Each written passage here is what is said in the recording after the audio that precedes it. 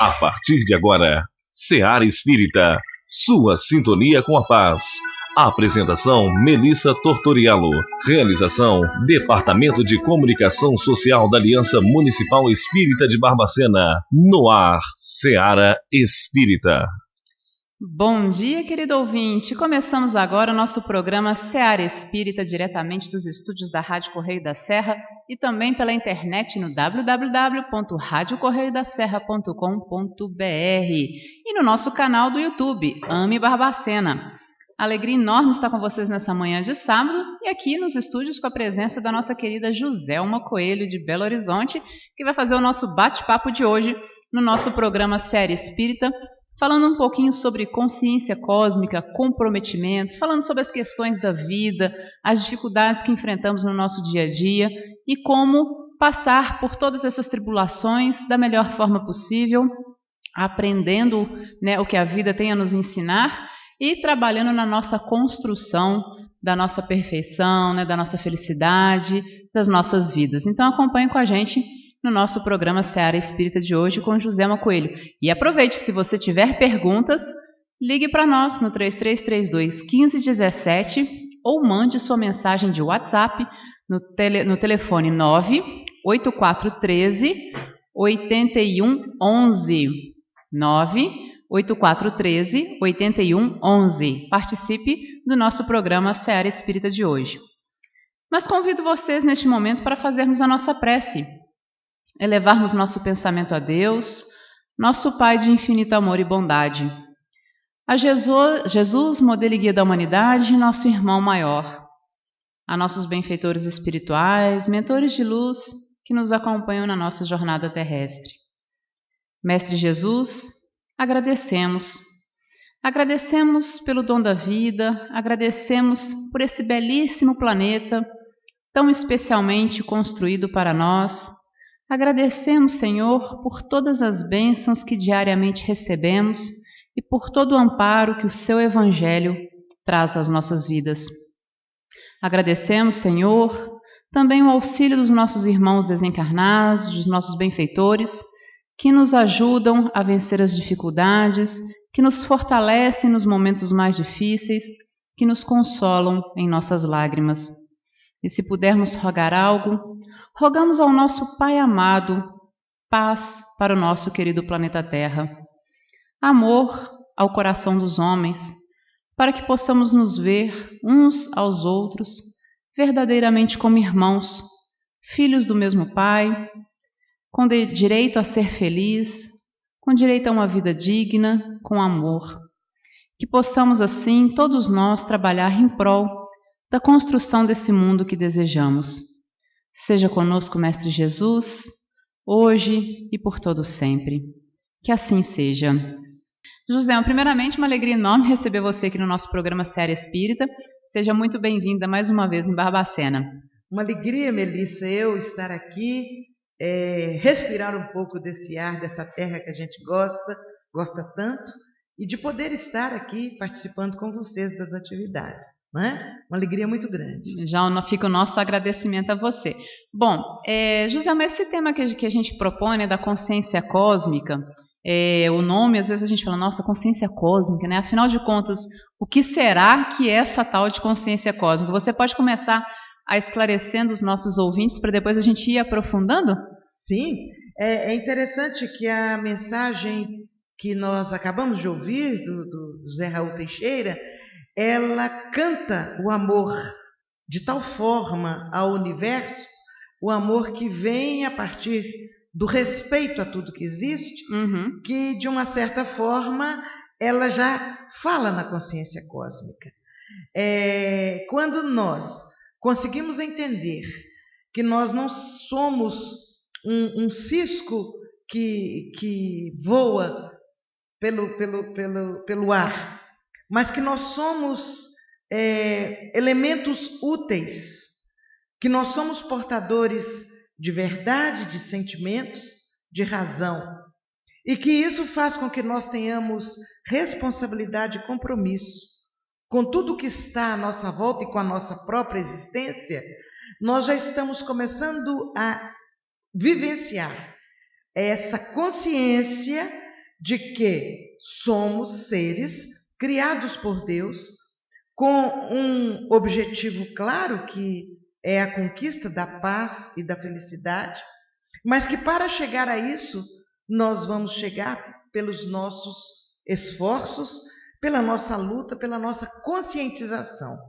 Então, quando falamos aí nesse título, Consciência Cósmica, nós estamos tentando entender que somos nós membros de um coletivo muito grande e que aqui estamos com um papel definido, e esse papel ele há de ser ampliado por nós próprios, na nossa vivência, e no dia a dia nós vamos nos envolvendo com os outros, como a fala de Raul, desde a planta, desde as aves, os animais, os seres humanos, nós é que fazemos parte do universo. E é interessante a gente analisar esse todo, porque às vezes a gente se sente tão pequeno perante todo o universo, né? Quando a gente começa a ver alguma matéria, algum documentário sobre os universo, as galáxias, a gente fala, nossa, a gente é como você colocou no início, não é um cisquinho. Mas na verdade não, né? Existe todo um encadeamento em todo esse universo e todos nós estamos interligados enquanto filhos desse mesmo Pai, e também enquanto os obreiros dessa grande construção, porque participamos dessa construção universal junto com o Criador.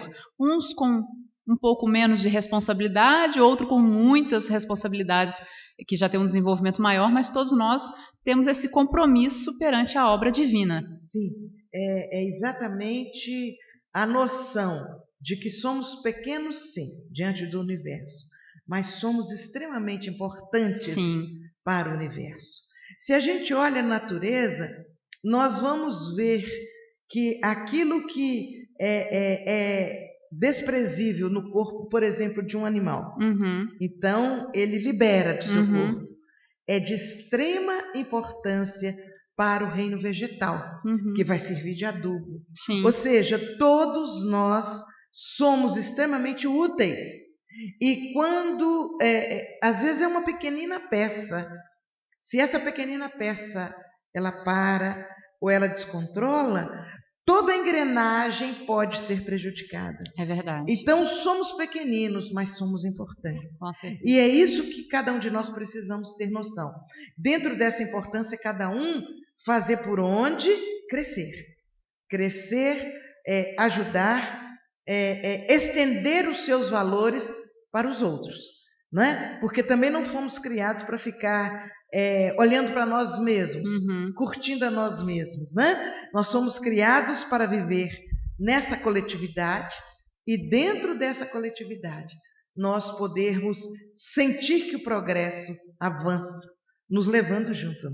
E Raul colocou nessa mensagem que nós passamos no início, a importância de nós pensarmos, né, no todo, né, inclusive falando da questão dos animais, da nossa responsabilidade perante esses nossos irmãos menores. Sim. E você coloca isso também, ou seja, há todo esse encadeamento na natureza. Isso a gente falando do nosso planeta, claro, pequenininho, claro, em relação ao universo, né? Mas vamos ficar no nosso planeta. Há todo um encadeamento na natureza para que essas engrenagens funcionem bem. Isso. E muitas vezes nós humanos, que chegamos, né, no último minuto aí, né, da criação, que chegamos há pouco tempo no planeta, às vezes nós desencadeamos um desajuste muito grande no nosso planeta, né, Joselma? A nossa interferência no planeta tem sido grande e às vezes nem sempre positiva. Como lidar com isso?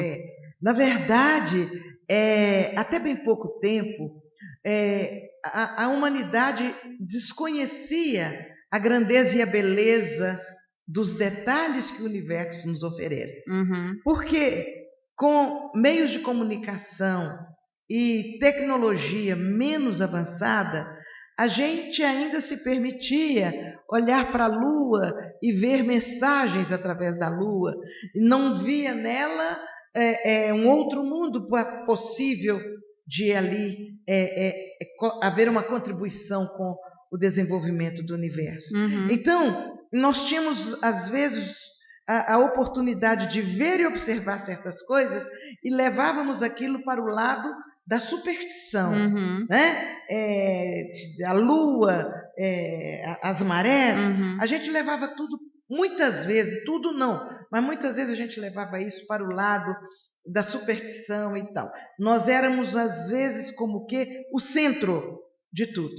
E, de repente, a tecnologia que avançou, a ciência que avançou, os meios de comunicação, e, de repente, nós tomamos conhecimento que ali na Lua, né?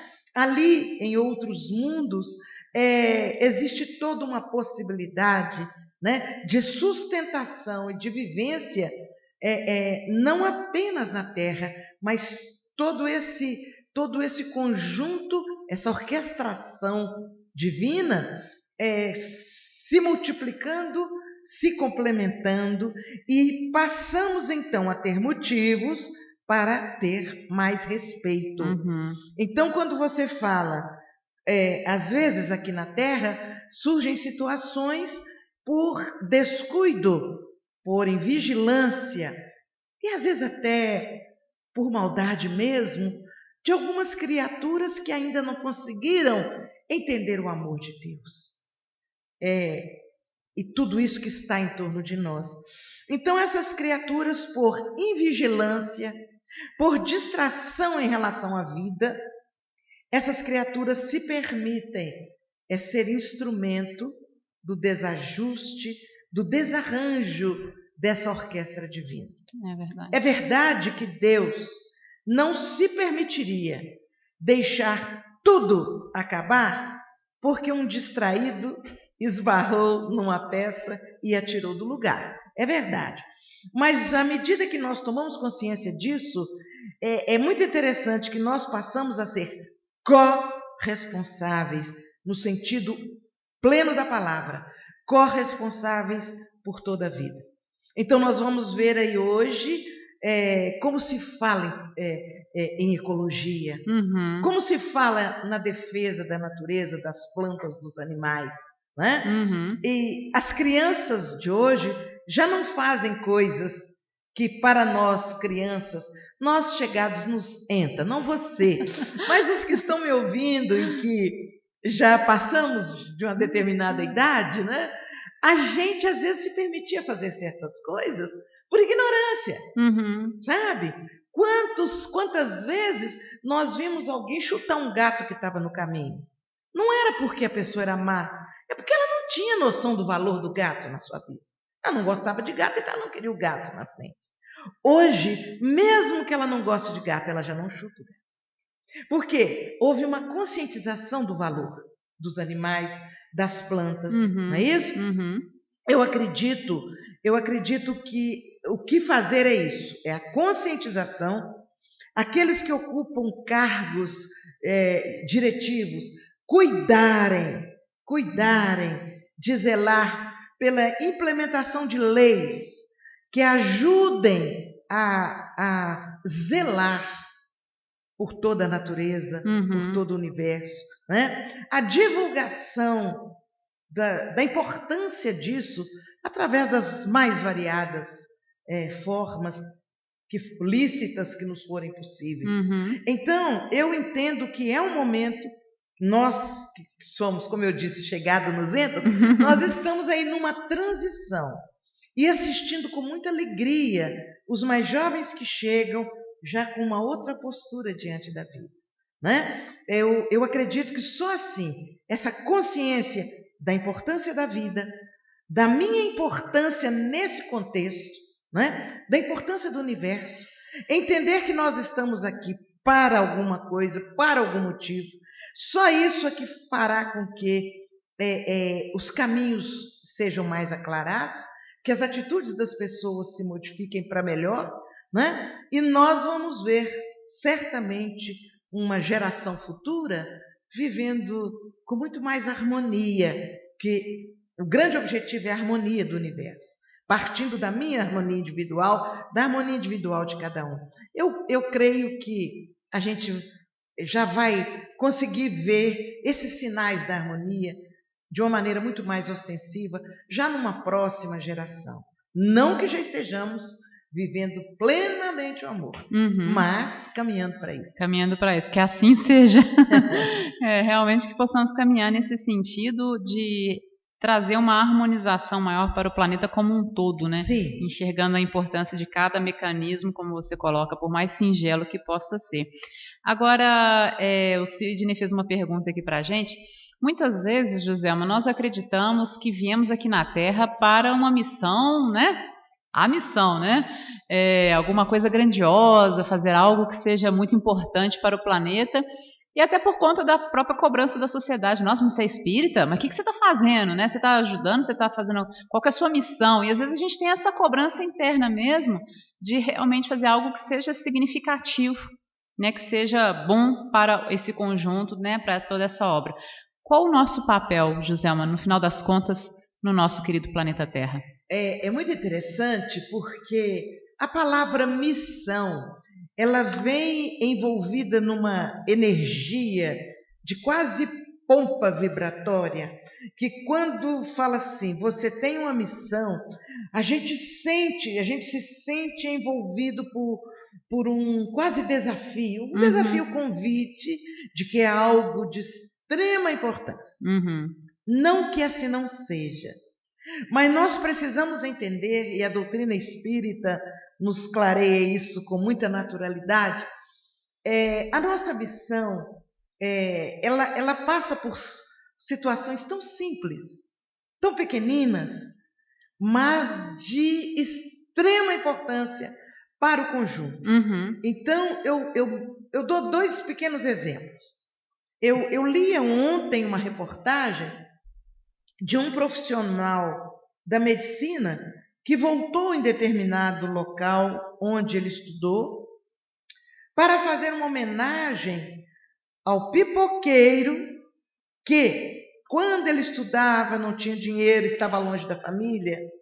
Aquele pipoqueiro percebia que ele estava com uma escassez de alimentação. E ele o chamava e tirava, não dava para ser um pão inteiro, mas tirava meio pão com uma salsicha ou uma manteiga e dava para ele. E esse profissional voltou àquela cidade para homenageá-lo. Qual a missão daquele pipoqueiro? E esse que voltou para homenageá-lo é hoje uma pessoa conhecida, bacana, de valor na sua profissão. Então, qual é a missão daquele pipoqueiro? Estimular aquele jovem que teria um compromisso maior a se sentir estimulado à vida, a reconhecer que o amor existe, que a caridade é palpável e ela é possível de ser vivenciada por qualquer um. E ele certamente guardou consigo não apenas a gratidão, mas a lição de fazer isso com outros, porque ele foi beneficiado. Então, às vezes a gente fala assim, fulano é missionário, e a gente pensa numa grande missão. Mas a do pipoqueiro foi uma grande lição. A pequena, quase anônima. Mas se ele não tivesse vivenciado a caridade e o amor com tanta naturalidade, com tanta espontaneidade, é possível que aquele jovem conseguisse sim chegar ao objetivo dele. Mas também poderia desanimar. Puxa vida, nossa mãe, eu não dou conta, e voltar para a sua terra. Então, são pequenos gestos que, às vezes, são caracterizados como missão. Nós conhecemos a história do nosso querido Chico Xavier com um recolhedor de lixos pela rua de Uberaba. Eu não vou detalhar, porque senão a gente ocupa muito tempo dos nossos ouvintes. Mas, em linhas gerais, resumindo a história, aquele lixeiro que passava de rua em rua, recolhendo lixo, cumprimentando as pessoas, rindo, brincando com as crianças, querendo saber se um que passou mal, se tinha melhorado e tal, ele era nada mais, nada menos de que um espírito iluminado que, quando se planejou a vinda de Chico à Terra, e quando se programou que ele teria um trabalho em Uberaba, os espíritos nobres já planejaram também a defesa, a proteção. O seu trabalho vai ser visado. Seu trabalho haverá tentativas de interrupção do seu trabalho, tentativas equivocadas. Então, nós precisamos criar um clima de proteção. Nós precisamos fazer asepsia constante da cidade. Porque, ao fazermos asepsia, tirarmos as energias menos positivas, as energias mais densas, nós estaremos aliviando o espaço do seu trabalho. E aí programaram que formariam uma equipe que seria responsável pela asepsia vibratória da cidade de Uberaba. Aí um espírito primeiro se apresentou como voluntário. Eu quero fazer parte dessa equipe. Um espírito nobre. E esse espírito, para que ele não perdesse momento algum o seu compromisso de contribuir com a limpeza psíquica da cidade, ele vem encarnado na função de fazer um trabalho profissional de limpeza material da cidade, porque ele manteria a conexão, recolhendo lixo material. Ele mentalmente estava, ao brincar, ao participar com um com o outro, ele estava conectando com a limpeza psíquica da cidade. Vejam, maravilha. Quem poderia chamar um lixeiro, com todo respeito e carinho, viu, que eu tenho. Quando eu digo assim, chamar um lixeiro, não é com menosprezo. Muito pelo contrário, com muito respeito. Mal de nós se eles não fizessem o trabalho deles. Com certeza. Então vejam bem, quem poderia ver numa criatura dessa, que era assim... Numa função simples, que às vezes a gente considera ele era um negro, bem retinto, sabe? Como eu sou negra. Então, ele trazia aquele sorriso tão luminoso. Naquele sorriso, ele era portador do canal de asepsia de uma cidade. Então, esse processo de missão de cada um de nós temos que parar e analisar isso com naturalidade, com responsabilidade. Porque a gente acha que qualquer coisa que eu fizer, não quero nem saber, como se a gente fosse dono de nós mesmos. Não somos. O motorista que leva a pessoa de uma cidade a outra no ônibus. Meu Deus, olha que missão linda. Quanta responsabilidade. Quanta responsabilidade. E nessas situações, todos nós vamos vivenciando a nossa missão, cumprindo o nosso dever e conquistando pontos diante desse universo. E como está no Antigo Testamento, né? Floresça, onde Deus te semeou, né? Então, dentro do mais simples que a gente possa fazer, das nossas funções, por mais simples que sejam, se feitas com amor, estaremos florescendo ali naquele momento, né? Isso. Zelma, uma ouvinte nos ligou durante o nosso intervalo comercial. Sim. Nós havíamos falado que íamos falar um pouquinho sobre depressão. Sim. E aí ela até fez um relato da vida dela, que ela passou por um processo depressivo muito grande, fez tratamento médico, mas que ela sempre buscou ajuda em Deus, antes de tudo, mas que ela fez um acompanhamento médico também. E ela pediu até para a gente falar um pouquinho sobre esses aspectos da depressão e de como nós buscarmos ajuda, porque não é uma doença fácil. Não Muitas pessoas acham que é frescura, que é falta de serviço, né? Mas a gente sabe que a depressão é uma coisa muito grave e que a gente precisa acompanhar com muito carinho, né, Joselma? Sim. A depressão, ela pode ter várias origens, desde, por exemplo, um idoso que era uma pessoa dinâmica e gerente, dirigindo uma empresa com várias pessoas, e independente, dirigindo seu carro indo para todo lugar, e de repente ele chega num momento em que ele perde tudo, assim, essa chance, pelas suas condições físicas, pela sua idade. Aí ele vai e fica mais dentro de casa. Dentro de casa, está todo mundo correndo para trabalhar. Aí ele tenta ligar para alguém. A pessoa também está correndo porque ela tem compromisso. E aos poucos ele vai ficando num cantinho e ele começa a pensar: o que eu estou fazendo aqui? Ai, que saudade daquele tempo.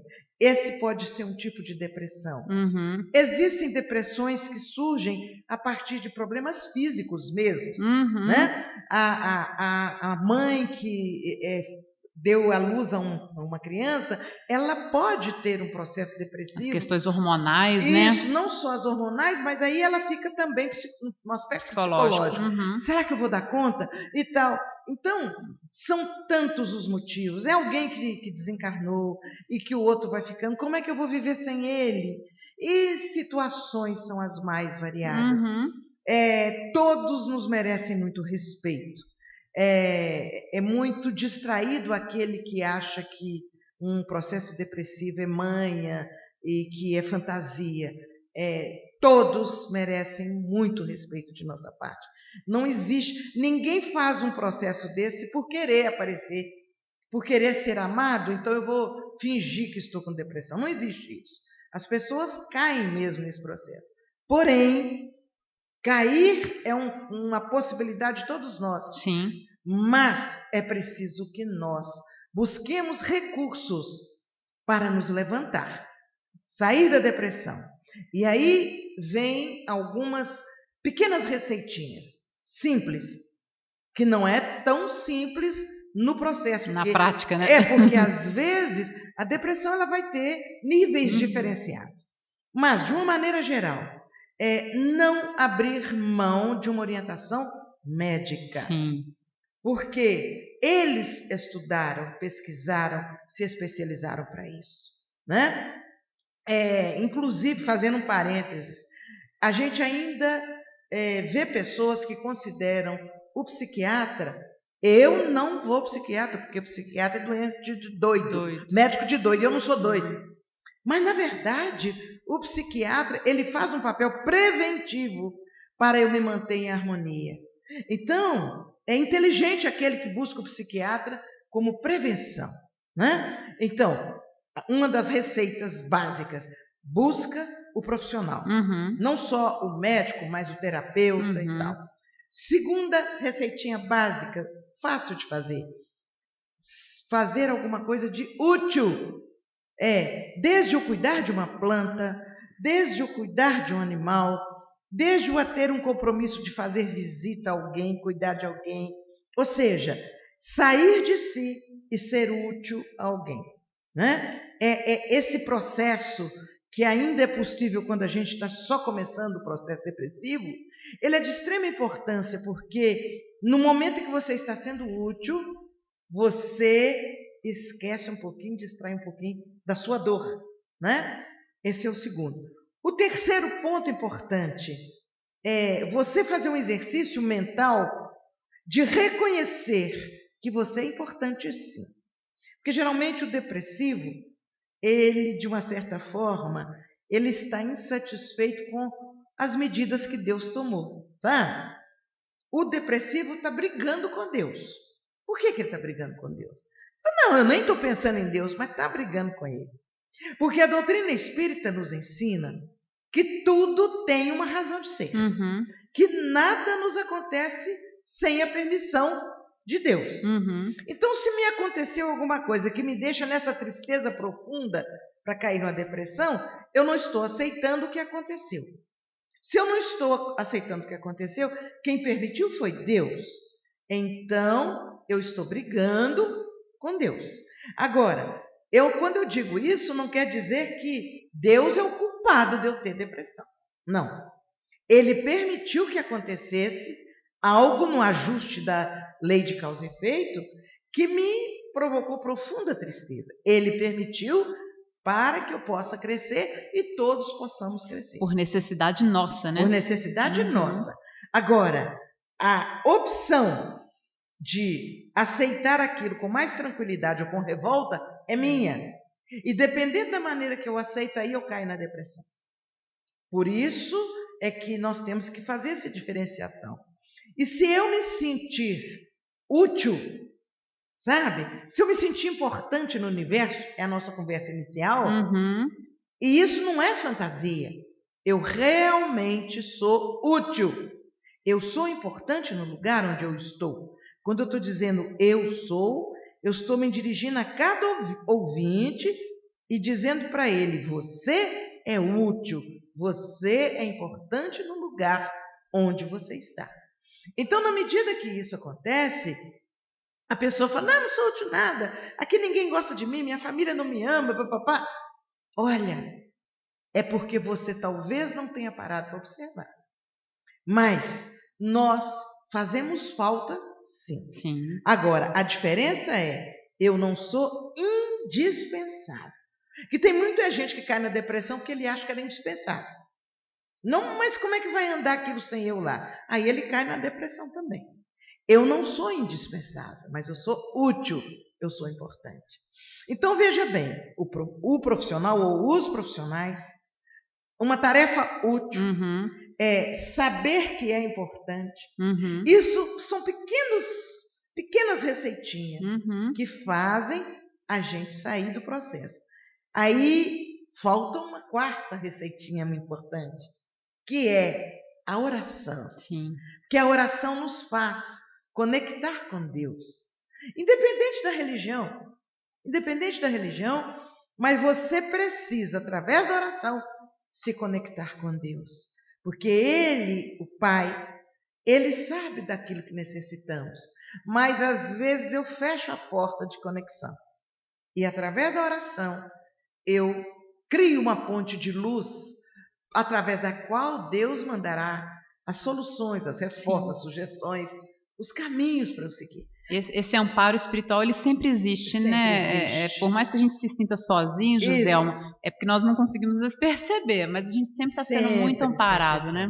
É claro que dependendo do nível, do grau da depressão, isso que eu falei vai demorar muito mais tempo. O outro que está começando, ele pode conquistar a sua força interior outra vez mais rapidamente. Mas essas pequenas medidas são infalíveis. É claro que nós vamos encontrar outras e outras e outras. Cada uma das que eu citei, elas abrem caminho para muitas outras. Por exemplo, a tarefa útil, o trabalho em benefício de alguém, o artesanato, não é? Quantas pessoas no processo depressivo trabalham com artesanato, fazem obras lindas, pintam quadros, vendem. Eu não preciso do dinheiro, não. Compra com aquele dinheiro uma cesta básica para alguém. Enfim. Movimenta. Movimenta. Pronto, você disse tudo. Movimenta. É porque quando a gente passa por esse processo, e quem de nós nunca passou, né, por essas situações de uma leve depressão ou uma melancolia que não chega a ser uma depressão, mas às vezes uma leve depressão ou às vezes uma situação mais grave, quem de nós em algum momento não vivenciou isso?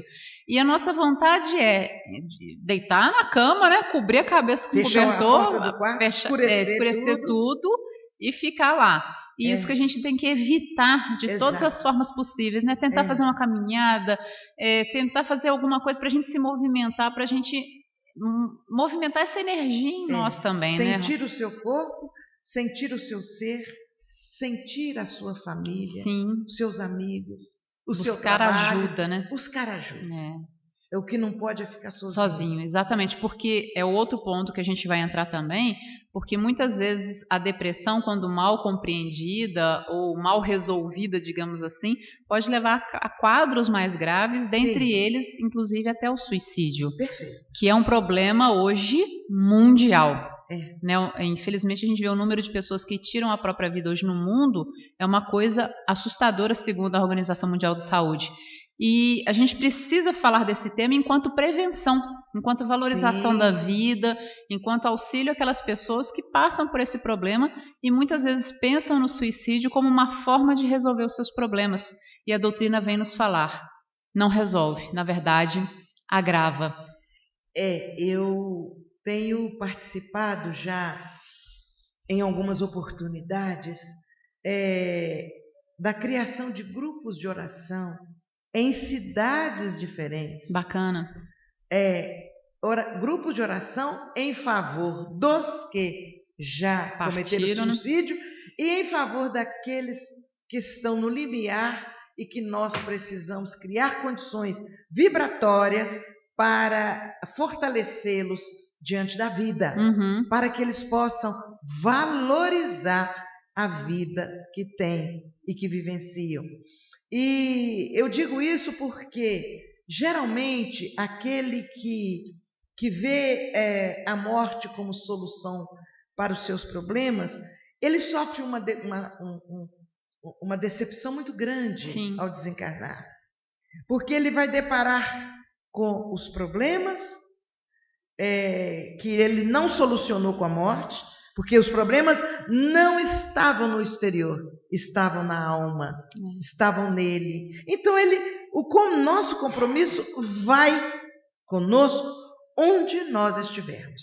Se eu quiser fugir daqui, atravessar o mar e ir para a África, meu compromisso vai comigo. Se eu quiser subir a montanha e falar, agora eu vou me isolar e vou fazer meditação, meu compromisso vai comigo. E se eu desencarnar, o compromisso vai comigo. Não tem como fugir. Não tem como fugir. Então, se eu não tenho como fugir, o que eu tenho que fazer? Encará-lo. Com humildade e tentar solucionar. Então, por isso, todos eles merecem muita prece, muita oração. E há um dos livros psicografados pelo Chico, que eu não vou conseguir me lembrar agora, depois se eu lembrar, eu falo e você pode depois citar, mas é uma pequena história, rapidinha, de um industrial que fracassou financeiramente. A sua empresa foi à falência. E ele não estava resistindo à cobrança. Ele, naquela época não era muito telefone, as pessoas iam à sua porta cobrar as dívidas. E ele não estava suportando aquilo. E teve um dia que ele foi para a empresa e lá ele cometeu suicídio. Mas, paralelamente com isso, o Brasil tinha declarado apoio na Segunda Grande Guerra, e o Brasil tinha declarado apoio. E o Brasil requisita os recrutas para comporem o batalhão ou os batalhões que iriam para a Europa. E aí eles depararam com uma grande surpresa. Faltava uniforme. Faltava uniforme. E eles falaram, na empresa X tem pano para fazer uniforme. Aí foram na empresa X. Eu vendi todo esse pano para o senhor fulano, na cidade tal, na loja tal. Sabe quem era o senhor fulano? Porque tinha suicidado no dia anterior. Então, quando a pessoa vai lá para requisitar o pano, adquirir o pano para os uniformes, ele tinha suicidado no dia anterior. Ele não sabia disso, o espírito. Passou por situações difíceis, muita gente orando por ele.